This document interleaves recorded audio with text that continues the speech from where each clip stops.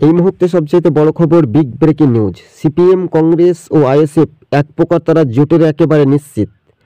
কংগ্রেসের সঙ্গে সিপিআইএমের জোট এবং বামেদের সঙ্গে আইএসএফের জোটের আসন সমঝোতা এক প্রকার ফাইসালা হওয়ার মুখেই। সরাসরি এই মুহূর্তে জঙ্গিপুর ও মুর্শিদাবাদ দুটি লোকসভা আসনের ক্ষেত্রে কিন্তু দেখা যাচ্ছে মুর্শিদাবাদ লোকসভা কেন্দ্রে সিপিআইএম প্রার্থী প্রতিদ্বন্দ্বিতা করবে। অন্যদিকে জঙ্গিপুর লোকসভা কেন্দ্রে লিখিতভাবে বামেরা জানিয়ে দিয়েছে কংগ্রেস প্রার্থী মুর্তজা হোসেনকে সমর্থন জানিয়েছে। এক প্রকার বলা যেতে পারে যে বাম কংগ্রেস জোট। এবার জোট করে যে লড়াই, সেই লড়াইটা মুর্শিদাবাদের 3 আসন কি বাম কংগ্রেস জোট ছিনে নিতে পারবে শাসক দলকে হারিয়ে? এটা এখন দেখার বিষয় রয়েছে বলে মনে করছেন রাজনৈতিক মহল। তবে কংগ্রেস নেতা অধীর চৌধুরী সাংবাদিক সম্মেলন করেও পরিষ্কারভাবে জানালেও রীতিমতো আলোড়ন প্রভাব পড়তে চলেছে, অর্থাৎ ফারাক্কা সহ একাধিক জেলা চিত্র শাসকের ভাঙনের আশঙ্কা তৃণমূল দলটি থাকবেই না।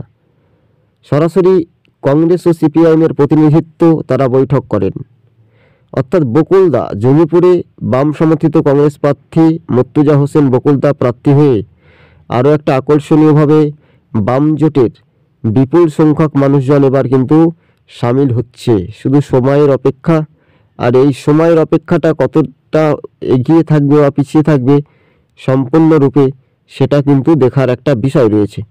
তাই সবুজবঙ্গ নিউজ সরাসরি আপনাদের সঙ্গে প্রতিবেদনটি তুলে ধরছি, অর্থাৎ লালগোলার ভূমিপুত্র প্রাক্তন কৃষিমন্ত্রী সত্তার সাহেবের সরাসরি নাতি প্রার্থী হয়েছে। কোথায়? জঙ্গিপুর লোকসভা কেন্দ্রে। সেখান থেকেই বাম কংগ্রেস তারাই কিন্তু সমর্থন জানিয়ে কংগ্রেসের নাম প্রস্তাব এনেছে। বহরমপুরে সাংবাদিক সম্মেলনে অধীর চৌধুরী বকুলদার নাম, গোলাম মুর্তজা হোসেনের নামটাই বারংবার কিন্তু সোশ্যাল মিডিয়াতে দেখা না গেলেও শেষ পর্যন্ত প্রাক্তন মন্ত্রীর সপরিবারের যখন কাজকর্ম বা অনুষ্ঠান তখনও তাদেরকে বেতন কম দেওয়া হতো বা বিভিন্ন ইস্যু, কিন্তু এবার সেই ইস্যুটা কিন্তু একটা এগিয়ে যাওয়ার একটা বার্তা আসতে চলেছে। কেননা মুর্শিদাবাদ বাম জোটের একটা যদি দাপট স্পষ্টভাবে দেখা যায় তাহলে মুর্শিদাবাদ কেন্দ্রটি বামেরা জয় হওয়ার সম্ভাবনা বেশি থাকতে পারে। কিন্তু এই জোটের জট বা জোটের ফলাফল আপডেট কি হতে পারে তা ভবিষ্যতেই বলবে। কেননা লোকসভা নির্বাচনে ভোটটা একটু আলাদা নিয়মে হইলেও শেষ পর্যন্ত দেখা যাচ্ছে যে শাসক দল তৃণমূলকে পেছনে ফেলে সরাসরি বাম জোট কিন্তু এগিয়ে থাকবে একেবারে স্পষ্টভাবে। তাই আপনাদের সঙ্গে আমরা প্রতিবেদনটি তুলে ধরছি। জোট এক প্রকার ফাইনাল বা জোট এক প্রকার নিশ্চিত হলেও কোন কোন আসনে প্রার্থী হচ্ছে তা সবুজবঙ্গ নিউজ আপনাদেরকে জানিয়ে রাখি। অর্থাৎ রায়গঞ্জে কংগ্রেস প্রার্থী হতে পারে, দ্বিতীয় দফাতে বামেদের প্রার্থীর তালিকা ঘোষণা করবে এবং কংগ্রেসের তৃতীয় দফাতেই সম্ভবত দিল্লিতে হাইকমান্ড কংগ্রেসের সবুজ সংকেত বাংলাতে এলেই প্রার্থী ঘোষণা। যেমন জঙ্গিপুরে গোলাম মুর্তজা হোসেন তিনি প্রার্থী হয়ে আগামী দিন কিন্তু একটা নতুন চমক দেখাতে পারে, যার মূল অংশীদার বা মূল কাণ্ড সেটা কিন্তু একেবারে দেখার বিষয়। সেখানে কিন্তু তাদের জোটের একটা আলোচনা চলছে, জোটের বৈঠক চলছে রীতিমতো। লোকসভা নির্বাচনকে সামনে রেখেই রীতিমতো বলা যেতে পারে যে 2024-এর লোকসভা ভোটে কোনো রাজনৈতিক দল মানে সেই রকম প্রভাব না পড়লেও দেখা যাচ্ছে যে ময়দানে কিন্তু বাম কংগ্রেস জোট এবার ভোট প্রচারের কৌশলী মোতাবেক অনুসারে দেখা যাচ্ছে। একসময় স্লোগান ছিল, যদি তুমি ভয় পাও তবেই তুমি শেষ, তুমি যদি আন্দোলনের মধ্যে রুখে দাঁড়াও তবে হবে ইন্ডিয়া জোটের মানুষের স্বার্থে বা মানুষের কর্মসংস্থান বেকার যুবদের সাথে বামেদের কিন্তু একটা কমরেড। এটা কিন্তু স্বাভাবিকভাবে রাজ্য রাজনীতির মধ্য দিয়ে জোটের এক প্রকার যে নিশ্চিত সেটাই কিন্তু দেখার একটা বিষয় রয়েছে। এই পবিত্র রমজান মাসে শুরু থেকেই সবুজবঙ্গ নিউজ আপনাদের যে প্রতিবেদনগুলো তুলে ধরছি দর্শক বন্ধুদের সঙ্গে, কিন্তু সেখান থেকে দেখা যাচ্ছে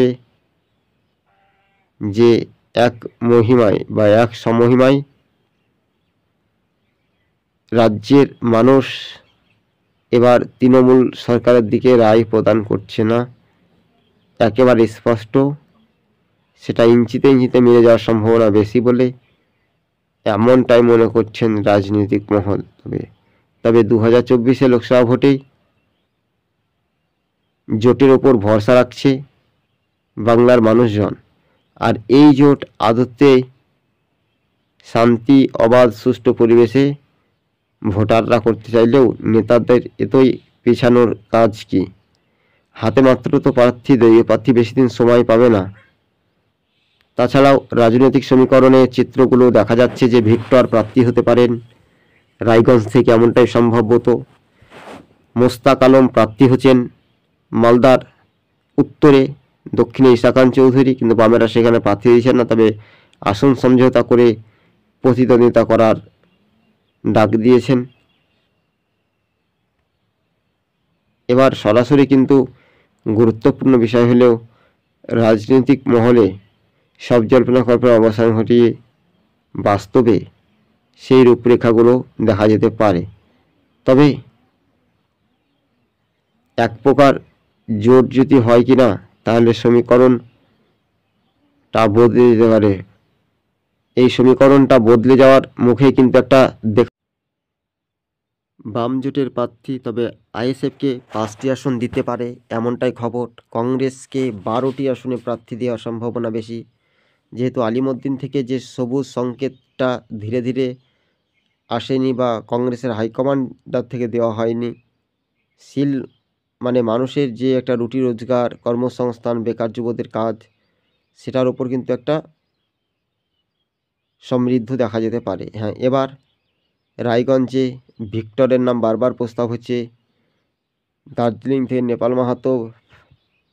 অন্যদিকে সরাসরি চলে যাব দর্শক বন্ধুদের সঙ্গে জানিয়ে রাখি যে রাজ্য রাজনীতির বিষয়টা একটু আলাপ আলোচনা করে এবং দ্বিধায়িত সময়ে তাদের যে নির্বাচনী প্রচার, সেটা কিন্তু ভিক্টর কতটা খেলা দেখাতে পারবে শেষ পর্যন্ত, এটাও একটা দেখার একটা বিষয় রয়েছে। প্রিয় দর্শক বন্ধুগণ, আপনারা দেখছেন সবুজবঙ্গ নিউজ। এক প্রকার বলা যেতে পারে বাম, আইএসএফ ও সিপিএম এক প্রকার জোট কিন্তু নিশ্চিত বলে মনে করানো হয়। রাজ্যবাসী দোরগোড়ায় বামেদের কিন্তু এক প্রকার নিশ্চিত। কথাটি বলছি কেন,